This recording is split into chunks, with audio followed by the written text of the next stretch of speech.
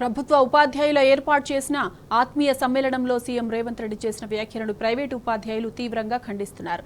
ప్రభుత్వ ఉపాధ్యాయులను ఉత్తేజపరచడం కోసం ప్రైవేటు ఉపాధ్యాయుల ప్రతిభను కించపరిచేలా సీఎం హోదాలో ఉన్న రేవంత్ రెడ్డి మాట్లాడడం బాధ్యతారాహిత్యాన్ని తెలుపుతుందని మండిపడ్డారు. సీఎం రేవంత్ రెడ్డి వెంటనే తమకు క్షమాపణ చెప్పాలని, లేని పక్షాన ఆందోళన మరింత ఉధృతం చేస్తామని హెచ్చరించారు. ఉపాధ్యాయులను మోటివేట్ చేసుకోవాలనుకుంటున్నప్పుడు, వాళ్ళని పొగడాలనుకున్నప్పుడు మీరు ఎందుకు ప్రైవేట్ ఉపాధ్యాయులు కించపరచాల్సినటువంటి అవసరం ఏమొచ్చింది? ప్రైవేట్ ఉపాధ్యాయులు ఒకవేళ అలాంటి వాళ్ళు ఉంటే, మీకు అర్హత లేని వాళ్ళు పనిచేస్తారని తెలిస్తే మీ దగ్గరనే విద్యాశాఖ ఉంటుంది, మీరే ప్రభుత్వంలో ఉన్నారు, మీరే ముఖ్యమంత్రిగా ఉన్నారు.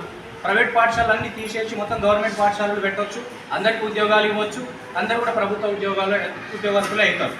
మనం అనేది ఏంటంటే ప్రభుత్వంలో కొత్తబడిలో పనిచేసేటోళ్ళే ఉపాధ్యాయులు, ప్రైవేట్ పాఠశాలలో పనిచేసేటోళ్ళు అసలు ఉపాధ్యాయులే కాదు అనేటటువంటి భావనలో ముఖ్యమంత్రి రేవంత్ రెడ్డి గారు మాట్లాడడం అనేది చాలా అసభ్యకరంగా ఉంది. ఆయన హోదాకు తగ్గటువంటి విషయం కాదు. ప్రైవేట్ ఉపాధ్యాయుల మీద చేసినటువంటి వ్యాఖ్యలను వెంటనే ఉపసంహరించుకోవాలి.